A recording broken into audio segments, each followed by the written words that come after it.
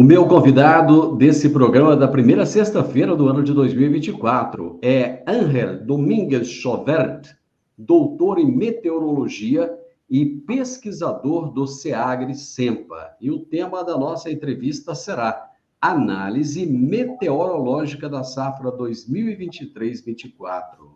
Ángel, seja bem-vindo, tudo bem? Tudo bem, Divino, muito obrigado. Obrigado, agradeço novamente pelo convite. É um prazer sempre estar aqui com você. Muito obrigado. Nós batemos um papo aqui no passado, eu te perguntei de onde vinha esse nome tão diferente, e você explicou, mas com certeza tem muitas pessoas aqui que não viram aquela entrevista. Me conta qual a sua origem. Bom, eu sou cubano-brasileiro, né? Eu nasci em Cuba, então meu nome vem, na verdade, de meu pai. Meu pai também se chamava assim, ele já é falecido. E o avô de meu pai também tinha esse nome. Então, ele é um nome da cultura espanhola, né? Muito famoso na cultura espanhola. E é de família. Então, é por isso que esse nome é um pouco diferente aqui para o Brasil, né? Você já está há quanto tempo aqui no Brasil? 10 anos já. Faz 10 anos que eu moro aqui, vim estudar e fiquei. E você hoje é professor também, além de pesquisador? Ainda não, ainda não. Sou Ainda só não? pesquisador, sou pesquisador. Uhum. Já de E aula, você né, pretende? como parte da Uhum. pós-graduação, mas não Certo. oficialmente, não sou professor oficialmente. Uhum. E a sua área de atuação é a meteorologia. Exatamente. Meteorologia e dedicado especificamente à modelagem numérica, previsão numérica do tempo e climatologia agora recentemente. Qual é o nível de acerto das previsões que vocês chegam a fazer, hein?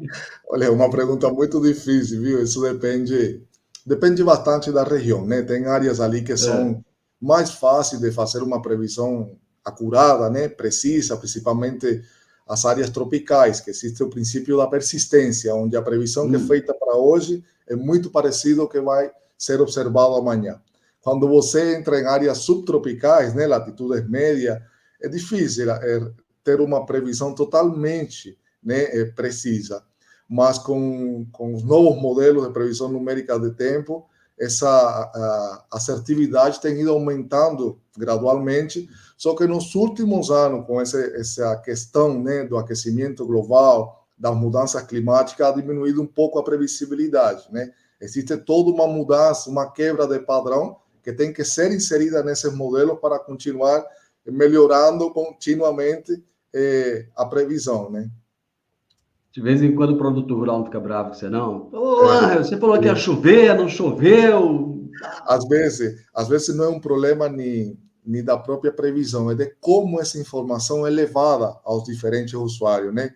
Às vezes é Ah, difícil fazer entender que, que existem variáveis meteorológicas que são um pouco mais homogêneas, você consegue prever para uma grande região um valor que não vai ser muito diferente, mas existem variáveis, como é o caso da precipitação, que ela é muito heterogênea.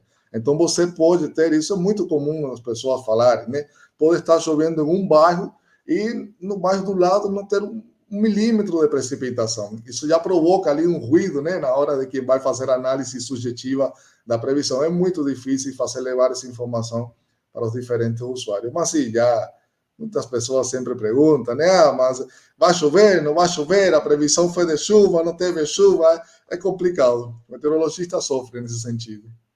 eu imagino, eu imagino. Daqui a pouquinho eu quero falar com você a respeito dessas precipitações que acontecem pontuais, né? Mas antes disso, eu me lembro que quando eu era menino, era muito comum as pessoas fazerem procissão para chover. Então, carregavam pedras na cabeça. Eu lembro que tinha uma cruz que ficava num ponto mais alto da cidade, e saía aquele monte de gente fazendo rezas, fazendo orações, e levavam pedras e colocavam no pé da cruz para ver se chovia, porque a produção estava pequena e tal. Ou seja, esse já é um problema antigo, mas eu ouço muita gente falar assim, nossa, eu nunca vi acontecer o que está acontecendo agora. Eu te pergunto, as pessoas têm memória curta ou realmente nunca aconteceu do jeito que está acontecendo agora? É um pouquinho das duas coisas. É um pouquinho das duas coisas, porque realmente eventos severos, eventos extremos, como é o caso da falta de precipitação, sempre aconteceram, né? Não é uma situação atípica agora. O que é atípico é a frequência, né? A intensidade com que esses fenômenos têm acontecido nos últimos anos, cada vez mais frequentes. Mas, por exemplo, se vemos no caso do Brasil, a falta de chuva na região norte, nordeste, que também pode se manifestar na região centro-oeste, ela está associada, na maior parte das vezes, com eventos de teleconexão, como é o caso do evento El Niño, né? El Niño não é um evento de agora, El Niño acontece, é um evento climático normal, né? Uma oscilação meteorológica climática normal, que acontece a cada certa quantidade de anos, e isso teve um evento del Niño muito intenso, por exemplo, na década de 80, no começo da década de 80, né? Então, esses eventos, cada vez que acontecem, provocam anomalias nessas variáveis meteorológicas, e isso faz com que a pessoa ache, dependendo da sua intensidade, de que aquele ano, né, é atípico, que nunca antes aconteceu algo semelhante, porque existe a questão da memória curta, né? Você vive, você lembra daquilo que está vivendo, posteriormente chega um período de bonança, né, de precipitação boa, de temperatura favorável, e você esquece o momento ruim. Mas, na verdade, esses eventos severos de manifestações negativas para essas variáveis sempre aconteceram. O que tem acontecido nos últimos anos é um aumento da intensidade e frequência com que esses eventos extremos vêm se manifestando, não só no Brasil, né, também em todo o mundo. E especificamente nesse momento que estamos agora, a gente vem de um período em que a Niña atuou durante quase 3 anos. Isso foi totalmente atípico, né? Um período muito longo para uma única fase do evento Enos, que é o evento del Niño, La Niña Oscilação do Sul. E durante esse período de tempo, as precipitações foram favoráveis para a agricultura na região centro-oeste. Aí chega um período de El Niño, onde realmente os eventos de precipitação têm sido desfavoráveis, né? A precipitação não tem sido generalizada, tudo que vamos falar daqui a pouco, e isso faz com que as pessoas achem, né, que eventos como esse, com pouca precipitação, com precipitação muito intensa só em áreas específicas, nunca antes tenha acontecido nessa intensidade. Mas, na verdade, sim, já pode ser que na história aconteceu, mas repito, a frequência e intensidade com que esse evento tem acontecido na última década é o que tem chamado a atenção principalmente dos meteorologistas, né, dos pesquisadores nesse sentido. Isso é muito mais uma causa natural ou tem a ver com a interferência humana? Por exemplo, desmatamento, a quantidade de dióxido de carbono colocada na atmosfera, ou não? É causa natural mesmo? São as duas coisas. Existe uma parte natural, né, uma oscilação natural climatológica da circulação atmosférica da Terra, e existe também um aquecimento global que é inegável. Quando você tem uma atmosfera mais quente, uma troca de calor mais intensa também com a superfície do mar, você muda todo o que é esperado em relação a padrão atmosférico, em relação a como esses fenômenos que são naturais podem impactar realmente as condições meteorológicas em cada região. Então, se temos um evento que é considerado natural, né? Não um, na verdade, são vários eventos climáticos que atuam, né, ao mesmo tempo no globo terrestre, eles são considerados naturais, mas eles estão se manifestando em uma atmosfera muito mais quente. Então, os impactos que esses eventos normalmente trazem para uma região específica, eles são maximizados, né? Você tem uma intensidade maior daquele evento. Se El Niño, por exemplo, provoca um aumento da precipitação na região sul, em uma atmosfera muito mais quente, de mudança climática, essa precipitação pode ser ainda mais intensa do que normalmente era observado, né? E isso que a gente está observando, encontrando nos últimos anos com cada um desses eventos que a gente denomina eventos de teleconexão, porque eles não acontecem no local, né? Exatamente aqui no Brasil, eles acontecem em outras áreas do mundo, mas eles têm um impacto muito forte sobre as condições meteorológicas em diferentes áreas, né? Não precisa ser em aquela onde ele realmente se manifesta. Ano passado, nós vimos uma discussão muito grande de meteorologistas que diziam que haveria um super El Niño, outros diziam que não haveria super El Niño, que era uma questão normal e tal.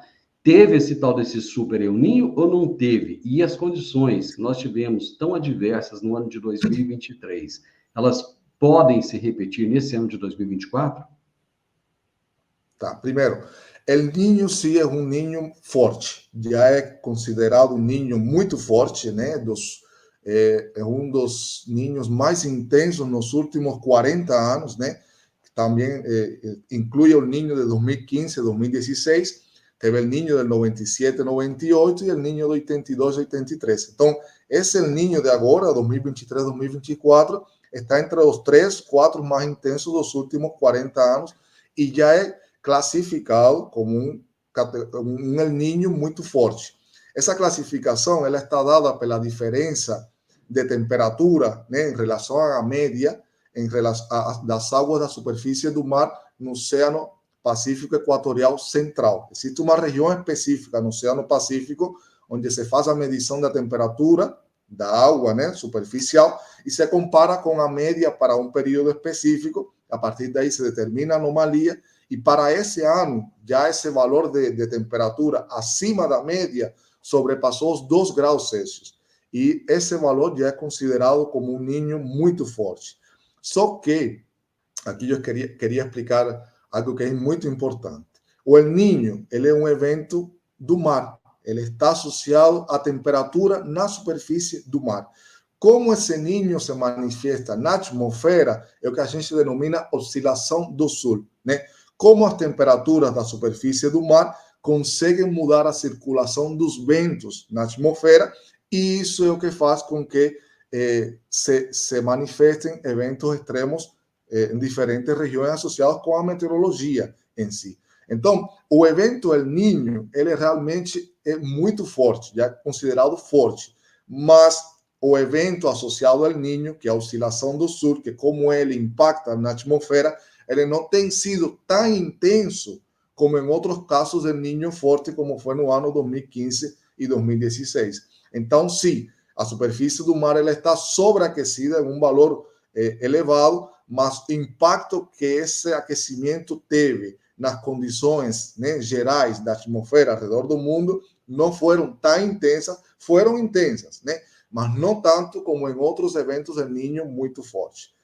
Agora, o que acontece é que não é só o evento Enos, né, El Niño, oscilação do sul, que provoca mudanças nas condições de tempo na região. Existem outros eventos meteorológicos, oscilações normais também, né, associadas com mudanças de temperatura na superfície do mar que provocam cambios na estrutura da circulação atmosférica e isso pode provocar mudanças nas condições de tempo em determinadas regiões. Então, El Niño tem atuado junto com outros eventos, como é o caso de aquecimento anômalo no Oceano Atlântico Norte. Então, temos também esse evento de temperatura acima do normal, né? No caso da parte do hemisfério norte do Atlântico, isso impacta os ventos alísios, a entrada de umidade na região norte do Brasil, por exemplo. Temos também eventos de teleconexão no Oceano Índico, né? Mudanças ali nos padrões da temperatura da superfície do mar que mudam a circulação atmosférica e tem um impacto nas condições de tempo também no Brasil. Então, a união de todos esses eventos em conjunto, atuando em um cenário de aquecimento global que traz a mudança climática, é o que tem provocado que 2023 tenha sido um ano tão desfavorável, né? Principalmente na questão precipitação para o Brasil. Se espera que 2024 não seja um ano tão ruim em relação quando se compara com 2023, né? Porque existe uma previsão de mudança do padrão da temperatura do Oceano Pacífico, né? A gente deve passar por um período de neutralidade a partir de abril. Estamos já no pico do El Niño, as temperaturas máximas na superfície do mar do Oceano Pacífico estão sendo registradas neste momento. A partir de agora, já foi identificada uma diminuição das temperaturas da superfície em algumas áreas do Oceano Pacífico, o que traz, né, como consequência uma diminuição da intensidade do evento El Niño. Posteriormente, se passa para um evento de neutralidade, e a previsão real é que no final do ano a gente volte para um evento de La Niña, né, que muda totalmente o padrão da circulação atmosférica, claro, quando unimos ele com a oscilação do sul, né? O evento El Niño seria mudanças na temperatura da superfície do mar, e o evento oscilação do sul é como essa mudança na temperatura da superfície muda a circulação atmosférica e provoca cambios, mudanças nas condições do tempo do Brasil. Para esse mês de janeiro agora, Angel, deve chover mais do que vinha chovendo antes, novembro, dezembro, ou não? Sim. Primeiro, deixar claro que dezembro e janeiro, né, são os meses onde se registram os maiores valores de precipitação na região centro-oeste, né? Porque o Brasil é muito grande, ele tem dimensões continentais, né? Mas vamos focar ali na região centro-oeste, que acho que é de maior interesse, porque cada sub-região do Brasil tem características diferentes. Então temos a região sul, que tem chovido muito nos últimos meses, temos a região norte e nordeste com déficit de precipitação, temos na região sudeste e centro-oeste, onde em algumas localidades a gente tem valores muito elevados de precipitação, e em outras realmente não tem acontecido praticamente nenhuma chuva, né? Mas vamos focar na região centro-oeste para conseguir dar uma explicação melhor. Para janeiro, a previsão é que a precipitação seja acima do esperado, acima da média histórica, né? Isso, em grande medida, está dado por lo que está acontecendo neste momento. Temos o primeiro evento de SACAS, de zona de convergência do Atlântico Sul, né? Que é o evento meteorológico que mais associado está à precipitação durante o verão no Brasil. Então, durante toda a estação chuvosa, que começou em outubro, não se teve nenhum evento meteorológico de grande escala, seja frente fria, SACAS, que afetasse, né, concretamente a região centro-oeste, que provocasse chuva em altos valores de uma forma generalizada. Temos neste momento, atualmente, o primeiro evento desse tipo atuando na região. Já se tem acumulados muito elevados em algumas áreas até do centro e norte de Goiás, né, acima de 100 milímetros por dia, e isso vai provocar que durante todo o mês de janeiro, o acumulado total, ele seja acima do que é previsto para o período na região, né, que é aproximadamente entre 260 e 300 milímetros, né, a média histórica para a região ali de centro-oeste. Tem algumas áreas de Mato Grosso, por exemplo, que é acima de 300 milímetros, algumas áreas no interior de Goiás também, mas a média é mais ou menos essa, né? Entre 260 e 300 milímetros. A previsão é que fique acima desse valor, mas lembrando que fechamos uma estação de primavera, onde as precipitações ficaram muito abaixo, né, da normal climatológica para o período, nos 3 meses dessa estação. Agora eu volto naquele ponto que a gente falou anteriormente. Por que as chuvas aconteceram de forma tão localizada? Chovia aqui numa área, não chovia no vizinho, às vezes chovia num talhão, não chovia no outro. Isso é um padrão que deve continuar a acontecer ou não? As chuvas devem ficar mais generalizadas? Essa chuva a gente chama de chuva convectiva, né? Ela tem características de verão. Essas chuvas convectivas, elas estão associadas a que a gente chama núcleos de tempestade, né? São células, conjuntos de nuvens que se formam em áreas específicas a partir das condições específicas de calor e de alta umidade, e elas podem ter associado altos valores de precipitação. Só que elas não abrangem áreas muito grandes, né? Elas normalmente acontecem em áreas muito específicas, e isso é o que tem sido observado nos últimos meses, mas mesmo assim em menor intensidade.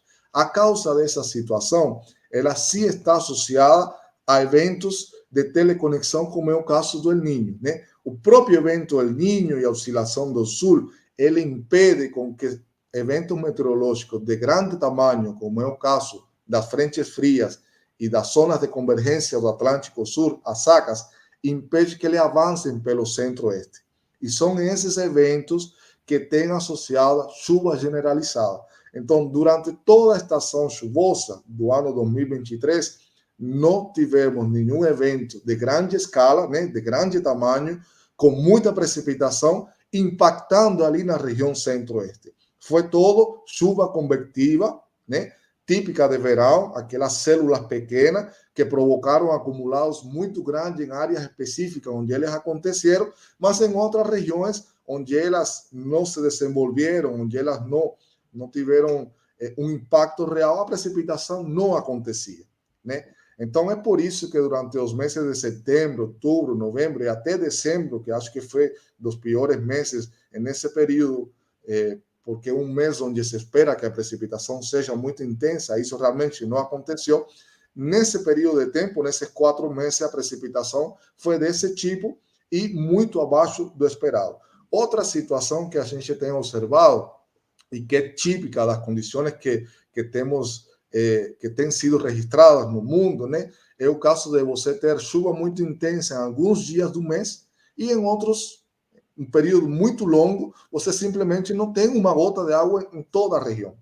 Isso aconteceu durante todos os meses, durante os últimos 5 meses de 2023, onde a gente teve ondas de calor, né? Todo mundo deve lembrar, em cada um desses meses, a gente teve o impacto de uma onda de calor na região centro-oeste. Essas ondas de calor, elas tiveram causas diferentes, né? Desde um aquecimento anômalo cerca da Austrália, então, na região leste ali do mar do Pacífico, ao leste da Austrália, se criou uma região anômala, um aquecimento muito grande de temperatura. Isso provocou que a gente chama uma onda de Rossby, que é uma onda em altos níveis, né, de vento, em 11, 12 quilômetros, que teve um impacto na região, de forma resumida, né, ela teve um impacto na região centro-oeste do Brasil, criando um sistema de alta pressão que inibe a formação de tempestades e a formação de nuvens. Posteriormente, teve um aquecimento anômalo no Atlântico Sul, aqui no leste do Brasil, no oeste da costa da África. Esse aquecimento das águas do mar em aquela região provocaram um sistema de baixa pressão ali e, como resposta, se criou um sistema de alta pressão no centro-oeste do Brasil que impede novamente a formação de nebulosidade, provoca aumento de temperatura e inibe a precipitação. Então, durante todos os meses da primavera, a gente teve eventos que provocaram períodos muito longos sem precipitação e em alguns dias específicos aconteceram eventos extremos onde a precipitação foi muito intensa, mas isso não favorece a atividade econômica, como é o caso da agricultura, né? É bom que a precipitação ela esteja distribuída durante vários dias do mês e que o acumulado total seja significativo. Não serve de nada a gente ter um acumulado de 200 milímetros em 2 dias e passar 28 dias sem precipitação, que foi o que se observou em muitas das áreas da região. Eu acho que o produtor rural quer ouvir agora, nós já estamos no final aqui do nosso tempo, é o seguinte: muita gente está perdendo acima de 60% na produtividade da soja, porque houve antecipação do ciclo, não houve investimento dos grãos, enfim, uma série de coisas está fazendo com que pessoas que colhiam aí 75 sacas estejam colhendo agora 25, e está vindo uma safrinha por aí. Essa safrinha, ela será prejudicada como foi a da soja ou não? O produtor pode ficar um pouco mais tranquilo? Olha, a previsão, eu vou falar principalmente da precipitação, porque a temperatura não vai mudar. A previsão para a temperatura é que ela continue sendo acima da normal climatológica. Já tivemos um 2023 que foi, ainda está sendo processada a informação, mas é um dos anos mais quentes da história, né? Quando a gente fala da história, estamos falando do período em que a gente tem medição, tá? Vamos deixar isso claro. E 2024 vai continuar sendo um ano muito quente, né? Porque o aquecimento global ele é indiferente a esses fenômenos naturais que acontecem. Agora, em relação à precipitação, a previsão é que durante o mês de janeiro e fevereiro ele fique acima ou dentro do valor médio normal climatológica para o período. Já a partir de março, né, especificamente no mês de março, se espera que a precipitação fique um pouco abaixo do esperado para esse mês, a partir da normal climatológica. No entanto, a previsão é que para este trimestre, janeiro, fevereiro e março, né, que começa o plantio ali do milho, o período da safrinha, a precipitação os valores de precipitação, os eventos de precipitação na região não sejam tão poucos e tão mal distribuídos como aconteceu na primavera, no período da safra, né? Se espera que seja um período melhor em relação a essa variável nos próximos 3 meses, quando comparado com os últimos 4 meses, que realmente foi bem difícil, né? Não só para o sudoeste de Goiás, sino também para a região oeste. Faltou bastante precipitação, depois teve eventos muito intensos, com rajadas de vento muito fortes, precipitação muito intensa em curto período de tempo. Então, realmente tem sido difícil. Mas para os próximos meses, se espera uma melhora nessa condição. Não é que vai ser totalmente bom, né? Não é que vamos voltar para uma normalidade, né? Para uma precipitação bem distribuída, com valores acumulados significativos de precipitação. Não, não é isso, né? É que vai melhorar em relação ao que foi observado anteriormente. Vamos ter mais precipitação, abrangendo áreas maiores e distribuídas de uma melhor forma, né? Em todos os dias do mês. Meu amigo, muito obrigado por essa aula que você deu aqui. Agradeço imensamente e em breve, com certeza, você voltará para trazer mais informações. Um abraço, obrigado. Abraço, Divino. Eu que agradeço. Até mais. Até mais. Eu conversei com Ángel Domingues Chauvert, que é doutor em meteorologia e pesquisador do SEAGRE-SEMPA. E o tema da nossa entrevista foi Análise Meteorológica da Safra 2023-24. Deixa um curtir aí pra gente se você gostou dessa prosa, né? Comente, compartilhe com outras pessoas e se inscreva nesse canal. Grande abraço para você, até a nossa próxima prosa. Tchau, tchau.